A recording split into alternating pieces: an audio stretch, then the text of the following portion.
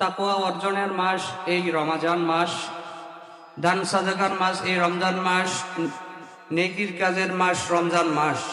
আমরা যে যত বেশি তাকওয়াশীলতা অর্জন করতে পারবো এই রমাজান মাসে, সে তত বেশি আল্লাহর কাছে মর্যাদাবান হতে পারবো।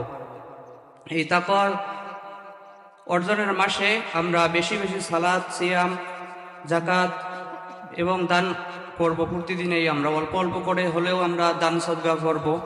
এবং আজকে আমাদের যে দারুল ইমান সালাফিয়া ও ইতিমখানা মাদ্রাসা উদ্বোধন উপলক্ষে আমাদের যে আয়োজন, আমরা যেন শুরু থেকে শেষ পর্যন্ত সুন্দরভাবে সুষ্ঠুভাবে অনুষ্ঠান পরিচালনা করতে পারি সেই দোয়া করছি। এবং আমরা যারা এখানে দূর দূরান্ত থেকে আসছি সবাইকে আমরা স্বাগতম জানাচ্ছি। আরও আলোচকরা আলোচনা করবেন, তাদের আলোচনা শুনবেন। তাওহীদ ও রিসালাত এবং রমাজানের যে গুরুত্ব ও তাৎপর্যপূর্ণ আলোচনা হবে, সকলেই সুন্দরভাবে শ্রবণ করে এবং তা অনুযায়ী আমল করার জন্য আমরা বিনীতভাবে সকলকে অনুরোধ করছি।